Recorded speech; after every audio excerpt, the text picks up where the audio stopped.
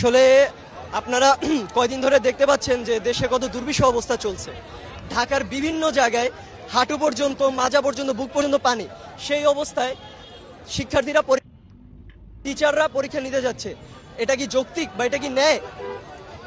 তো যারা এই যে বুক পর্যন্ত পানি নিয়ে পরীক্ষা দিতে যাচ্ছে, অনেকে ড্রেনে পড়ে যাচ্ছে, অনেকে আহত হচ্ছে, এমনকি পরীক্ষার প্রশ্নের কারণে বা এইরকম অবস্থার কারণে অনেক ছেলেরা বা মেয়েরা সুইসাইড করছে। এই যে সুইসাইড করছে, তার বাবা মার কলি তো খালি হলো। এতে শিক্ষামন্ত্রী মহামান্য মিলন সাহেবের কি আসে যে তিনি কালকে এসি রুমে বসেছিলেন এবং শিক্ষার্থীরা এই পর্যন্ত পানি নিয়ে পরীক্ষা দিতে গিয়েছে। ওয়াহ, এ হলো আমাদের দেশের শিক্ষামন্ত্রী। তাকে শিক্ষামন্ত্রী বানিয়েছে কারা? আমরা। 24-এর আন্দোলন করেছে কারা? আমরা। আমাদের জন্যই তিনি শিক্ষামন্ত্রী হয়েছে, না হলে জেলে বসে জেলে ভাত খাওয়া লাগতো আজকে।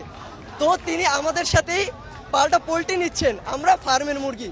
জি, আমরা রাজাকার ছিলাম, নামিয়েছি ফার্মের মুরগি, এখন আমরা তাকে আবার নামাতে চাই। আমরা ফার্মের মুরগি হয়ে তিনি বড় হয়ে গিয়েছেন, তাকে আমরা নামাতে চাই। আমরা ফার্মের মুরগি আছেই থাকবো। তো আমরা আমাদের দাবি জানাচ্ছি। কালকে 19,000 শিক্ষার্থী অনুপস্থিত ছিল। তো এই যে 19,000 শিক্ষার্থী যে একটা পরীক্ষা দিতে পারলো না, এটার দায়ভার কে নিবে? তাদের কি জীবন নেই? তারা যদি সুইসাইড করে, তার দায়ভার কে নিবে? মিলন নিবে না তো। তার তো কিছু আসে যায় না। তিনি পরীক্ষা নাকি মানে তিনি হল চেঞ্জ করে ফেলবেন, পরীক্ষা একেবারে কি না কি করে ফেলবেন। কই, কিছুই তো হচ্ছে না, উল্টা আরো নেগেটিভ হচ্ছে।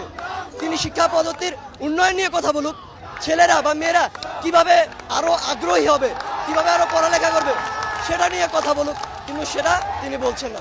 ধন্যবাদ। নগদ নিয়ে এলো হার না মানা হার। Here is a secret to never doing dishes again.